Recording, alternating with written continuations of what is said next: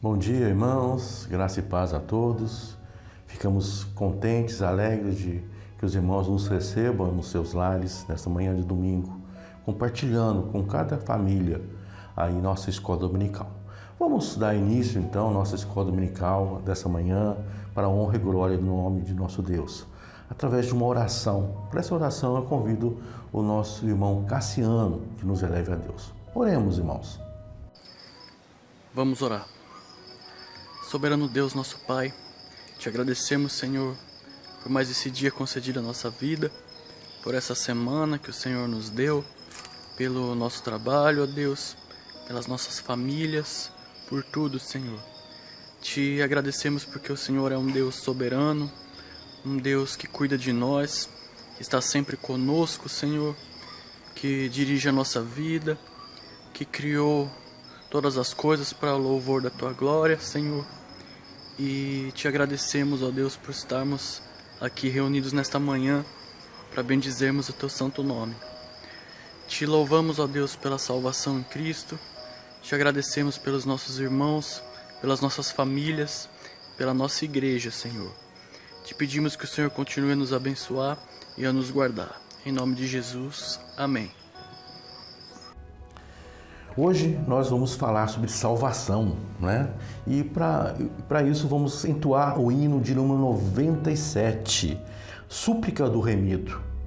Ouçamos este hino que fala sobre nossa condição, né, diante de Deus e como nós chegamos a Ele, né? Hino de número 97.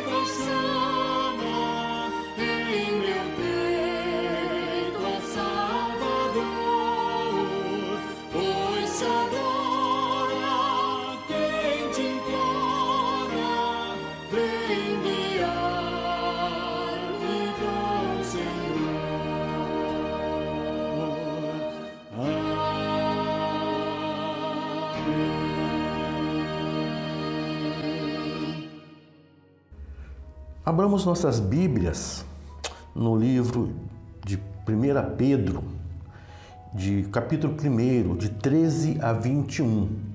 Vamos ouvir essa leitura através da nossa irmã Ana Luísa. A santidade na vida. Por isso, cingindo o vosso entendimento, sede sóbrios e esperai inteiramente na graça que vos está sendo trazida na revelação de Jesus Cristo. Como filhos da obediência, não vos amoldeis às paixões que tinhais anteriormente na vossa ignorância.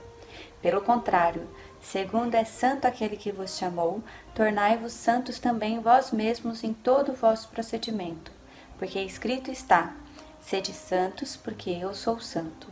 Ora, se invocais como Pai aquele que, sem acepção de pessoas, julga segundo as obras de cada um, portai-vos com temor durante o tempo da vossa peregrinação, sabendo que não foi mediante coisas corruptíveis, como prata ou ouro, que fostes resgatados do vosso fútil procedimento que vossos pais vos legaram, mas pelo precioso sangue, como de cordeiro sem defeito e sem mácula, o sangue de Cristo, conhecido com efeito antes da fundação do mundo, porém manifestado no fim dos tempos por amor de vós, que, por meio dele, tendes fé em Deus, o qual o ressuscitou dentre os mortos e lhe deu glória, de sorte que a vossa fé e esperança estejam em Deus. Amém. Como disse no começo, nós vamos ter uma lição hoje ministrada pelo nosso irmão presbítero Rogério, que irá nos falar sobre salvação. Vamos ouvir o que a palavra de Deus tem para nos falar aí sobre salvação. Ouçamos. Bom dia, irmãos. Sejam todos bem-vindos à nossa escola dominical. Continuamos com as portas da igreja fechada, mas pela ação do Espírito Santo, com os corações abertos para o aprendizado e para a adoração ao nosso Deus.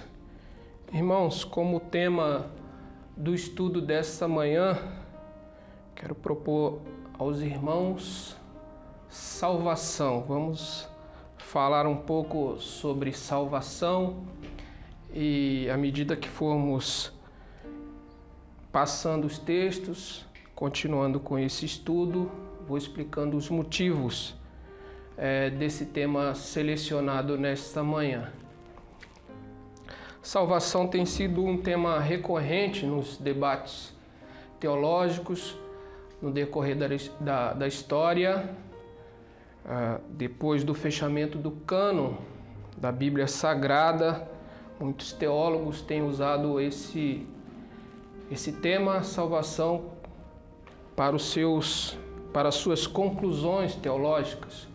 Começamos já lá no século IV depois de Cristo, com os temas propostos por Agostinho, por Pelágio, enquanto Agostinho traz a ideia de depravação total, já ali no século IV, dizendo que todos nós fomos contaminados pelo pecado original, pelo pecado cometido por nossos pais, por Adão e Eva.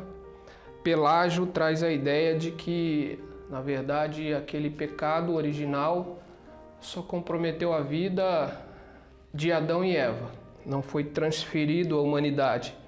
Na verdade, na ideia de Pelágio, todo homem é uma página em branco e, a partir dessa página, começa a contar a sua história. Isso tem impacto direto nesse tema salvação, porque, segundo Pelágio, então, a salvação depende daquilo que escrevemos nessa página em branco, a partir da nossa existência. Isso tem impacto direto na salvação. Já para Agostinho, não, nós somos contaminados, Nós fomos contaminados pelo pecado original e a salvação, por esse modo, procede e depende exclusivamente da ação de Deus em nossas vidas. Esse debate se estende por gerações e gerações, séculos e séculos. Temos a Reforma Protestante, depois da Reforma Protestante, também o debate teológico que permanece até hoje entre calvinistas e arminianos. De um lado, Calvino, dizendo que a salvação depende exclusivamente da ação de Deus. Deus elege por sua soberania, por sua escolha soberana, aqueles a quem Ele quer salvar, e esse a quem Deus elege, né? Quem Deus escolhe soberanamente, Ele predestina para a salvação.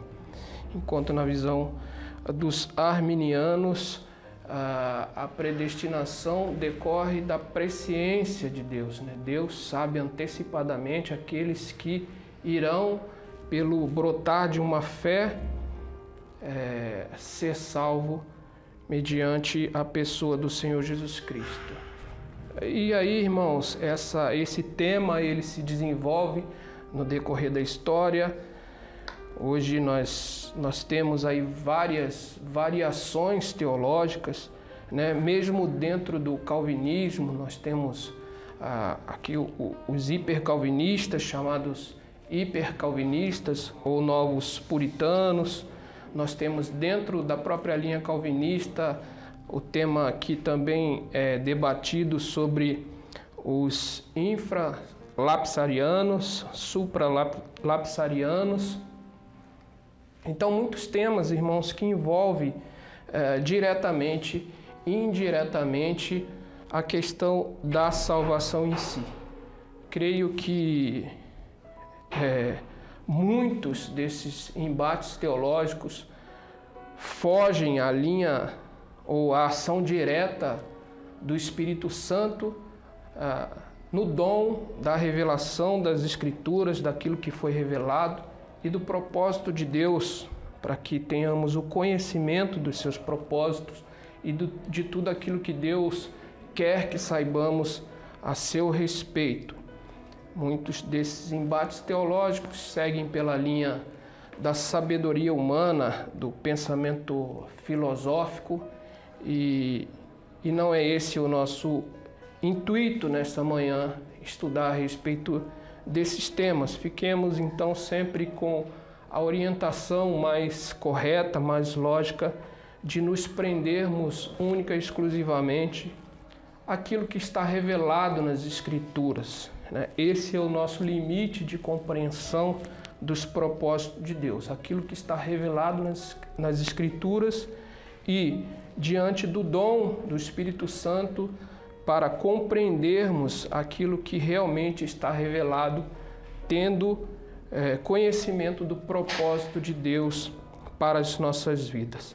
Então, irmãos, por que proponho esse tema de salvação? Porque em épocas como essa que estamos vivendo, épocas de calamidade que tem afligido toda a humanidade, não somente o nosso país, não somente a nossa cidade, não somente a igreja, mas toda a humanidade, nós acabamos por ouvir, por ver notícias relacionadas a pessoas que cresceram na igreja, pessoas que eram conhecidas como pessoas crentes, e essas pessoas agora, nesse momento de calamidade, abandonam a fé, declaram publicamente que abandonaram a fé, que deixaram de crer na pessoa de Deus, né? Estava vendo algumas reportagens nesse sentido, alguns temas falando de algumas pessoas do meio evangélico, aquelas mais conhecidas que trabalham na área da música,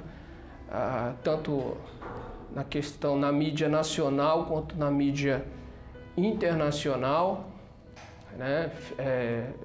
Tenho aqui como exemplo um filho de um pastor de uma igreja, se não me engano era australiana ou canadense, e bem conhecido, e que declarou publicamente que não cria mais na pessoa de Deus, porque estava questionando a soberania de Deus sobre todas as coisas que estão acontecendo, e aí declara publicamente que deixa de crer na pessoa de Deus. Outros também, os irmãos, tiveram conhecimento de várias notícias nesse sentido. Então, irmãos, fica a pergunta, né, no seio da igreja, quando nós vemos notícias desse tipo, né? E a salvação? Perdeu a salvação? Não perdeu a salvação? Tinha salvação? Não tinha salvação? E começa então as discussões a respeito desse tema, daqueles que abandonaram a sua fé e se realmente pode-se perder ou não a salvação, ou se esses, na verdade, nunca tiveram a salvação, e muitos fazendo uma relação errônea. Olha, então pode ser que esse seja um filho pródigo que por um certo momento está abandonando a igreja, mas que depois retornará, mas que a salvação está garantida. Então, em cima disso, irmãos, nós vamos falar um pouco rapidamente aqui nesta manhã, e eu queria convidar os irmãos. Nós vamos fundamentar o nosso estudo dessa manhã no Evangelho do Senhor Jesus, segundo registrou Mateus, nos capítulos 24 e nos capítulo 13. São capítulos bem conhecidos, são temas bem conhecidos da igreja, e nós vamos usar como fundamento para falar aos irmãos sobre esse tema salvação nesta manhã. Primeiro, irmãos, o capítulo 24 de Mateus, Jesus vai falar sobre o princípio das dores, a grande tribulação. O Senhor Jesus vai falar um pouco sobre os últimos dias, né? Temos aqui que o Senhor Jesus está falando um pouco daquilo que João fala lá na sua revelação em Apocalipse, sobre aquele período final que antecede a vinda do Senhor. Nós sabemos que as Escrituras tratam o fim dos tempos como aquele período, aquele lapso temporal que vai da ascensão do Senhor Jesus aos céus, né, após a sua vinda, seu nascimento, seu crescimento, seu ministério, a sua morte, a sua ressurreição, a sua assunção aos céus. E a partir desse momento até a sua segunda vinda, até que o Senhor Jesus volte para buscar a sua igreja, todo esse lapso temporal é tratado na Bíblia como o fim dos tempos. Mas aquilo que o Senhor Jesus está falando aqui no capítulo 24, que remete um pouquinho ao que João fala em Apocalipse, é de um período mais próximo à sua segunda vinda. Então ele relata aqui alguns acontecimentos, né, que virão a identificar a sua volta. Eu vou ler alguma parte desse conteúdo, desse capítulo 24, para nós falarmos um pouquinho sobre esse tema de salvação. No capítulo 24, irmãos,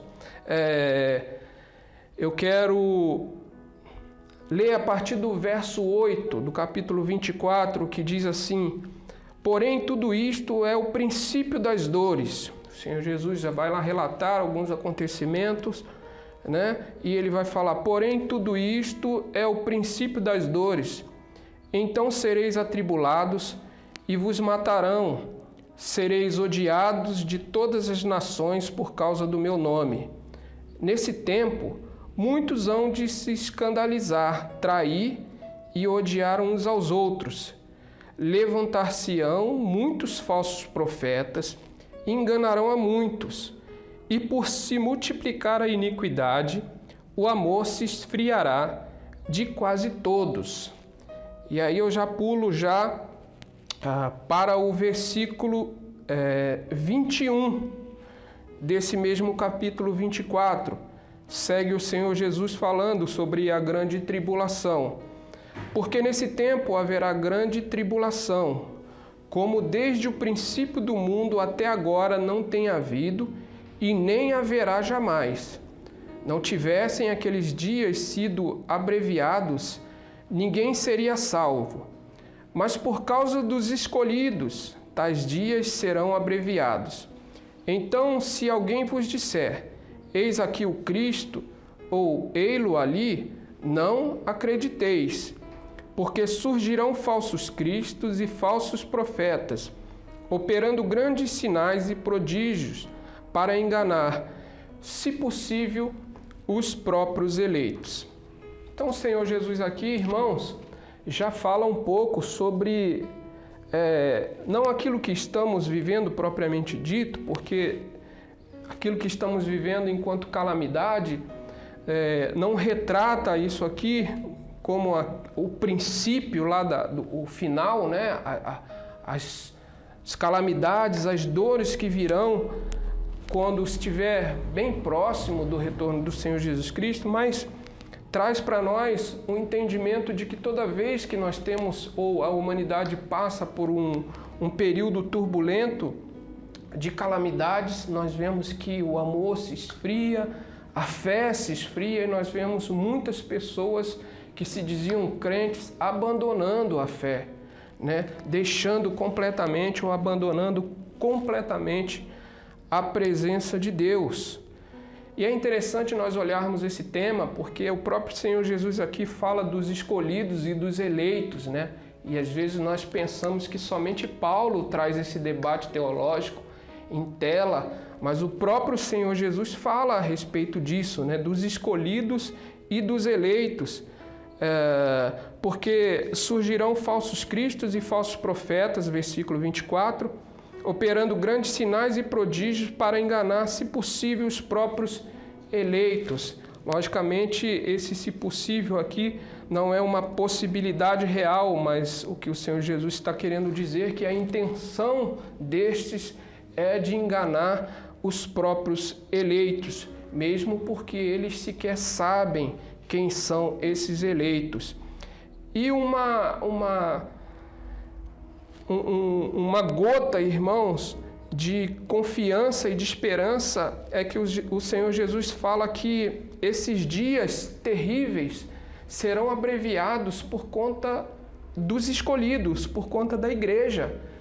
Porque se não fosse a igreja, o sofrimento seria tal que ninguém sequer se salvaria. Então, irmãos, por conta disso, né, todas as vezes que nós estamos passando um momento como esse, um momento de calamidade, nós vamos ver pessoas realmente abandonando a fé.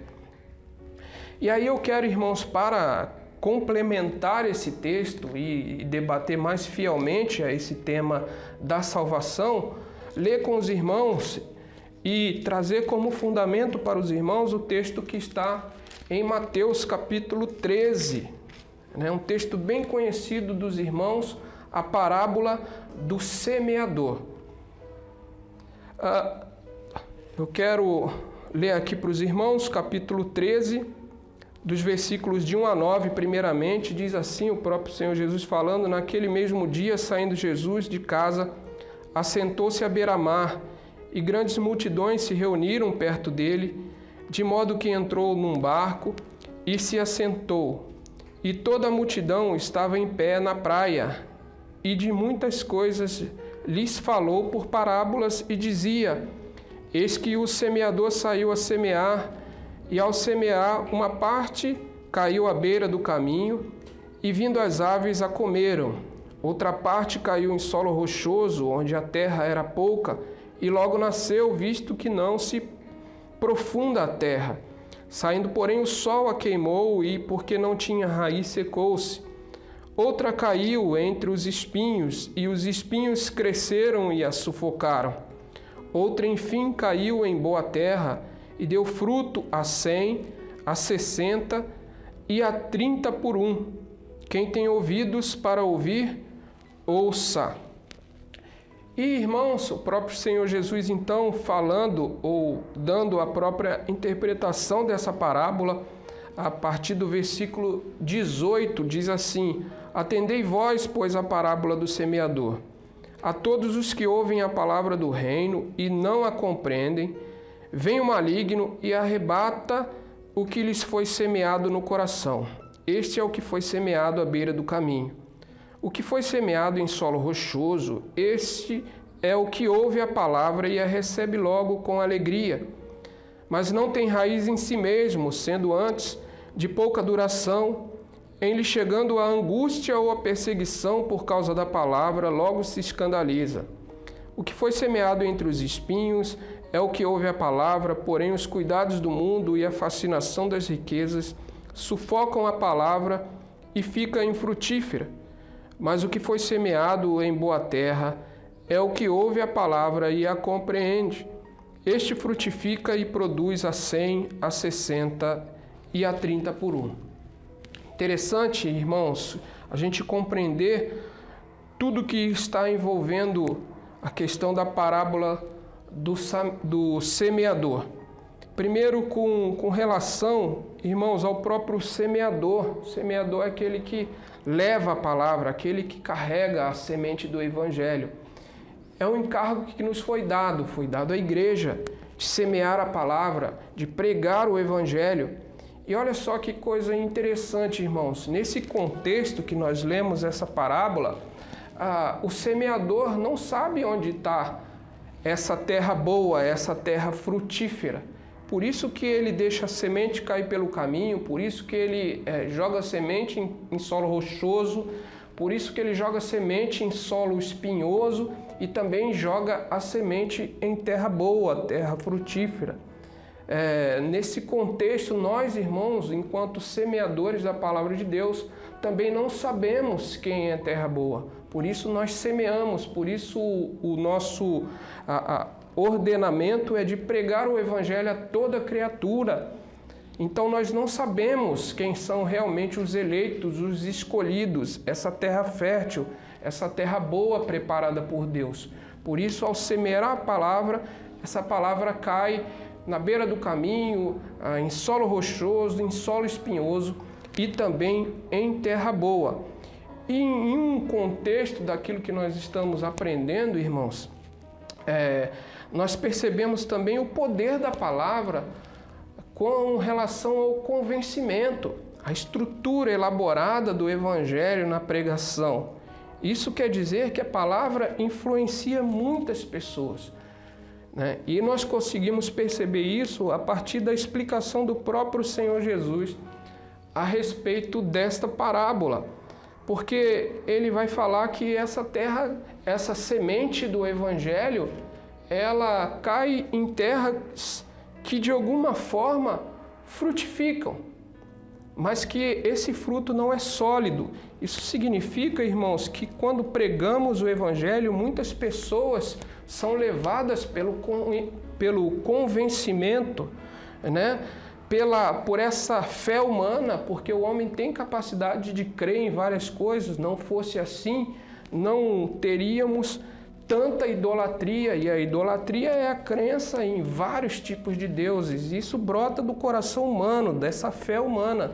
Então, muitos impactados pelo Evangelho também produzem em si mesmo essa fé humana, capaz de trazer essas pessoas ao seio da igreja. Mas o próprio Senhor Jesus, olha, ele estabelece que esse não é a terra boa, não é a terra preparada, não é a terra onde o Evangelho vai produzir um bom fruto. Então ele vai comparar esses que de alguma forma são impactados e convencidos pelo Evangelho e que brotam em si, nesse coração humano, uma fé capaz de crer parcialmente, superficialmente na pessoa de Cristo e de certa forma de conviver até certo tempo no seio da igreja, como esse aos quais a semente caiu na beira do caminho, né? Onde superficialmente não compreendem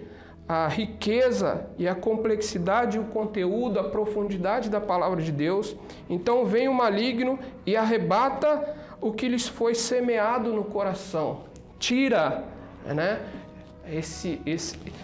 Apaga essa chama de fé que brotou, que é vinda oriunda do próprio homem. Outros são semeados no solo rochoso. Esse é o que ouve a palavra e a recebe logo com alegria. Quantos irmãos nós vemos que são impactados pela pregação do Evangelho, vêm para a igreja, são animados, têm alegria e de repente isso tudo se esfria e vão embora da igreja, irmãos. Isso porque foram impactados pelo Evangelho, mas não são o solo fértil preparado por Deus. E aí o próprio Senhor Jesus complementa: em lhe chegando angústia ou perseguição por causa da palavra, logo se escandaliza. Muitos que nós estamos vendo agora, passando por calamidades, passando por problemas, ao primeiro problema, a primeira calamidade, já começam a questionar a soberania de Deus, os propósitos de Deus, que Deus é bom para conosco e que seus propósitos também são bons. E aí, irmãos, abandonam a fé. Em terceiro lugar, aqueles que são semeados entre os espinhos também, irmãos, ouvem a palavra, às vezes congregam conosco por certo tempo, mas a fascinação das riquezas sufocam a palavra e ela fica infrutífera no coração. São pessoas que foram impactadas de certa forma pelo Evangelho, são trazidas pelo convencimento, fizeram brotar em si essa fé humana capaz de crer em alguma coisa, vêm, congregam, passam algum tempo conosco, mas não são a terra fértil preparada por Deus. Por isso, de alguma forma ou por qualquer coisa, se escandalizam e vão embora e abandonam a fé. Então, nós estamos falando aqui, irmãos, perderam a salvação? Não. Porque a fé que brotou no coração deles não é a fé genuína, aquela fé que nos é imputada por Deus. Nunca foram terra fértil para que o Evangelho pudesse brotar e frutificar. Outra coisa interessante que podemos entender nesse texto, irmãos, é que o semeador não sabe onde está a terra fértil, mas o dono da seara, o Senhor da terra, ele sabe. O Senhor da terra é quem prepara a terra para a semeadura, é Ele quem prepara. Então Ele sabe qual é e onde está a terra fértil e sabe que dessa terra é onde o Evangelho realmente vai produzir frutos, irmãos. E olha só, com relação a essa terra fértil, não há nada que possa arrancar do coração, não há nada que possa arrancar dessa terra o fruto do Evangelho. Mas o que foi semeado em boa terra é o que ouve a palavra e compreende. Este frutifica e produz a 100, a 60 e a 30 por um. O Senhor sabe, o Senhor conhece, irmãos. E nós, eleitos, escolhidos, somos a terra fértil, a terra preparada por Deus para receber a semente do Evangelho, que uma vez semeada em nós produz frutos, irmãos. E esses frutos produzidos em nossas vidas nos dão a garantia da salvação em Cristo Jesus. Nós somos salvos, irmãos, porque somos escolhidos, porque somos eleitos, porque somos a terra fértil preparada por Deus para receber a semente do Evangelho, pela qual Deus imputa em nós a fé salvadora para crermos de uma vez por todas na pessoa do Senhor Jesus Cristo. E não é tribulação, não é angústia, não é calamidade que nos vai arrancar do coração essa fé e nos afastar da salvação em Deus, porque é o próprio Deus que confirma em nós, irmãos, a salvação por intermédio do Espírito Santo. Irmãos, por essas breves palavras, nesse breve estudo da Palavra de Deus nessa manhã, rogamos que Deus continue confirmando, pela ação do Espírito Santo, que somos a Igreja de Deus, que somos a terra fértil, onde a semente do Evangelho foi plantada, onde a semente do Evangelho produz frutos, para a honra e glória do nosso Deus, dando-nos a certeza que nós somos a Igreja do Senhor, que nós somos salvos na pessoa do Senhor Jesus Cristo e que, ó irmãos, possamos confiar plenamente nos propósitos de Deus para as nossas vidas, andarmos seguros, confiantes, esperançosos na pessoa de Deus, porque o nosso Deus é um Deus bondoso. E o propósito de Deus em todas as coisas é um propósito bom para aqueles a quem Ele mesmo escolheu, para nós que somos a sua igreja e estamos aguardando a vinda do Senhor para juntos, irmãos, glorificarmos eternamente o nosso Deus. Obrigado, irmãos, por essa oportunidade. Tenham todos um bom domingo com a graça do nosso Deus. Muito bom, palavras, né, edificantes para a nossa vida, né, sabendo que realmente a salvação vem de Deus, né, de uma maneira graciosa aí para nossas vidas aí. E vamos também agora ouvir a aula do departamento infantil, ministrada aí pela nossa irmã Thaís. Bom dia, crianças, bom dia, pais, bom dia, irmãos. Estamos juntos aqui em mais este momento para compartilharmos a palavra de Deus. E o que eu tenho para compartilhar com vocês hoje está lá em Gênesis, capítulos 2 e 3. Nós vamos falar um pouco sobre a história de Adão e Eva. Eles mesmos, o primeiro homem e a primeira mulher. Adão e Eva moravam lá no Jardim do Éden, um jardim que Deus havia preparado especialmente para eles. E enquanto eles vivessem ali, viveriam felizes, contentes. Havia uma única regra que eles deviam seguir. No meio do jardim havia uma árvore, a árvore do conhecimento do bem e do mal. Dessa árvore eles não poderiam comer. Das outras todas poderiam comer, mas dessa não. Enquanto eles vivessem ali, obedecendo essa regra no jardim, eles viveriam felizes. Não havia motivo para tristeza. Até que um dia receberam a visita de uma serpente. Essa serpente era o próprio Satanás.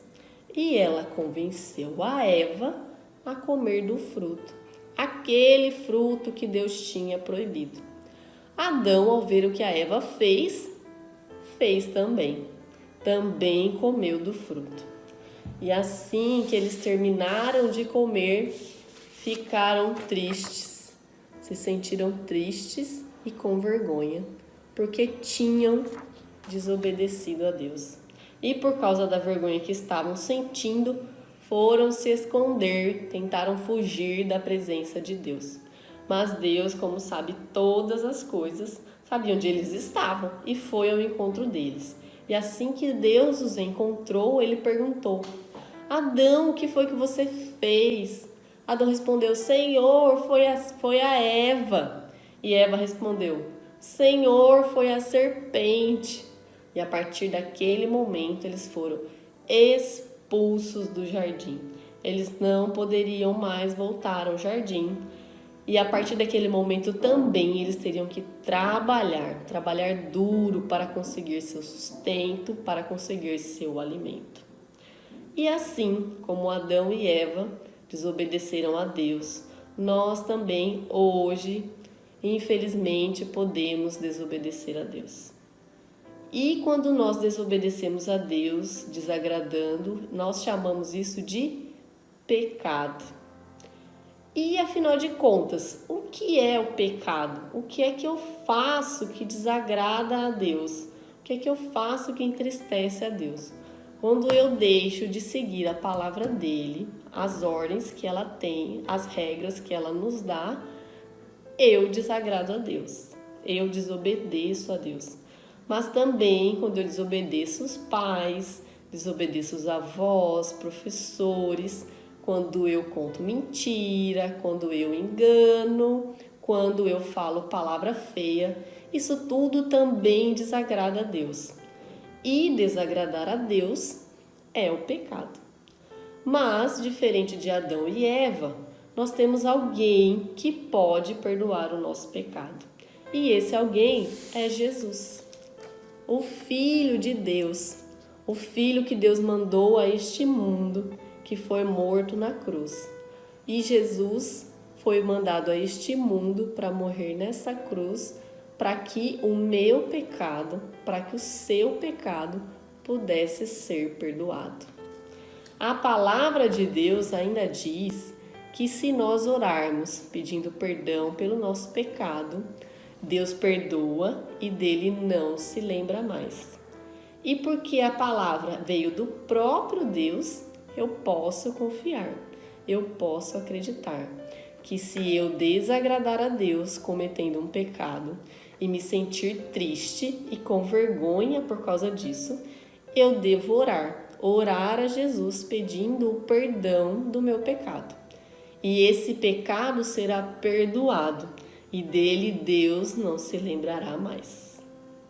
E para completar este momento, nós vamos fazer a leitura da palavra, que está lá no Evangelho de João, capítulo 3, versículo 16, que diz assim: Porque Deus amou o mundo de tal maneira que deu o seu Filho unigênito, para que todo o que nele crê não pereça, mas tenha a vida eterna. Então, nós devemos confiar, acreditar e sermos agradecidos porque temos Jesus, que pode perdoar o nosso pecado. E assim nós vamos encerrar este momento com uma oração. Santo e eterno Deus, me coloco diante de Ti neste momento, Senhor, para agradecer pela vinda do Teu Filho Jesus, pelo perdão dos nossos pecados. Aproveito neste momento também para pedir que o Senhor esteja sempre ao nosso lado, nos defendendo, nos protegendo e nos guiando. Peço também que o Senhor perdoe os nossos pecados. Perdoe, Senhor, aquilo que nós temos feito que não tenha agradado a Ti. Peço também que o Senhor tire toda tristeza e vergonha do meu coração pelo pecado que tenho feito. Essa é a minha oração em nome do Teu Filho amado Jesus. Amém. Irmãos, vamos partir então para o encerramento da nossa escola dominical dessa manhã, com os avisos e anúncio também dos aniversariantes dessa semana. Essa semana tem alguns aniversariantes. Dia 18, a nossa querida irmã Renata Amorim fez aniversário, né? E dia 23, nosso irmão Gilmário. Dia 26, nossa irmã Claudete. E dia 28, nossa irmã Maria Rocha. Que os irmãos possam estar orando. E no dia, né, respectivo do seu aniversário, ligue, mande uma mensagem, né? Fale com eles, né? Eu tenho certeza que eles vão ficar muito contentes com a ligação de cada um dos irmãos. E vamos demonstrar nosso amor para uns com os outros. Também temos os avisos dessa semana, né? Nós continuamos a nossa campanha aí, né? Do Projeto Celeiro, tanto de materiais, né? Alimentos, como também roupas. Nós já separamos aí mais de 50 peças de roupas que vão ser doadas aí a instituições aí, né? Instituições filantrópicas aí. Então continue doando, né? Traga suas doações na igreja, né? Ou então peça para algum diácono pegar em casa. Não deixemos de ajudar naqueles que são necessitados. E se o irmão estiver necessitado, né? Se o irmão conhecer alguma família que esteja necessitado, comunique os diáconos, comunique os presbíteros, pastor, para que nós possamos ajudá-los aí no que for necessário. Também os irmãos que já passaram na frente da igreja viram que nossas obras, né, da fachada estão bem adiantadas, né? Essa semana foi executado aí o portal aí, e os irmãos continuem orando por essa obra, orando pela igreja, também contribuindo na medida do necessário, medida de suas posses, né? Não deixemos, irmãos, de contribuir para a obra de Deus, né? Também a tesoureira da igreja, a Marianice, fala sobre os dízimos e ofertas. Se alguém tiver dificuldade de fazer o depósito online, né? Por favor, contate-a para que ela possa ir na sua casa receber os dízimos e ofertas. Também nós começamos, né? Nós temos o trabalho na segunda-feira, né? Reunião de oração da SAF, não só da SAF, mas estendida aí a toda a igreja através do Zoom. O aplicativo Zoom tem tido bastante frequência, tem tido momentos muito bons aí de louvor a Deus, da palavra do Senhor, contato com os irmãos e orações uns pelos outros. E também às terças-feiras nós temos nosso culto nos lares, né? Dessa forma diferente, nova. E agora nós também colocamos uma nova plataforma, não mais o Zoom. O Zoom tinha dificuldade aí, muitas pessoas, né, de acesso, de instalação, mas agora nós estamos usando o próprio WhatsApp. Então, irmãos, não precisa instalar nada, não precisa, né, nenhum aplicativo, é só entrar no WhatsApp da igreja ali vai ter um link, os irmãos clicam no link ali e abrirá aí, né, o WhatsApp abrirá uma página onde os irmãos estarão presentes, né? Os irmãos poderão ouvir mensagens online, os irmãos podem ali estar orando uns pelos outros. Participe, irmãos, né? A igreja trabalhando, mesmo em casa, a igreja ativa, a igreja, né, participando aí da vida uns pelos outros. Vamos então orar, né? Encerrando a escola dominical dessa manhã, e após a oração recitamos o motto da nossa igreja. Oremos, irmãos. Pai querido, Pai bondoso, Pai de misericórdia, de justiça, obrigado, Senhor, pela salvação que Tu nos dás através do Senhor Jesus Cristo. Porque foi Tu, Senhor, que nos escolheu, Tu, Senhor, que nos amou, Tu, Senhor, que deu a Sua vida para que nós pudéssemos ter vida e vida em abundância. Somos gratos, ó Pai. Somos gratos pela nossa igreja, somos gratos pela semana que passou, pelos trabalhos que estão sendo executados. Pai, tudo que tem sido feito, Senhor, Pai, isso possa estar abençoando, dirigindo, guardando cada um irmão em cada lar, Senhor. Que hoje somos uma igreja, Senhor, em cada uma de nossas casas. Que possamos estar cada vez mais buscando a Tua presença, servindo a Ti, Senhor, de uma melhor maneira possível, testificando, testemunhando, aprendendo mais da Tua palavra, Senhor. E que isso possa cada vez mais edificar a nossa fé, Pai. E em breve, Senhor, possamos novamente estarmos reunidos aqui, né, como corpo de Cristo. Perdão pelos nossos pecados, guarda-nos cada um de nós, guarda-nos, Senhor, o pastor, guarda, Senhor, o conselho da igreja, guarda, Senhor, a obra, Senhor, que estamos executando na igreja, Senhor, guarda, Senhor, a campanha que estamos fazendo aí de doações, abra os corações de todos nós para que possamos ser generosos, ó Pai. Livra-nos do mal, guarda-nos nessa semana, possamos retornar à noite para louvar e bendizer o Teu santo nome através do culto solene, ó Pai. Em nome de Teu Filho Jesus, pedimos e agradecemos com perdão de nossos pecados. Amém. Vamos recitar o motto da escola dominical, que se encontra em Mateus 5,16. Assim brilhe também a vossa luz diante dos homens, para que vejam as vossas boas obras e glorifiquem a vosso Pai que estás nos céus. Brilhe a vossa luz diante dos homens nessa semana. Amém, irmãos.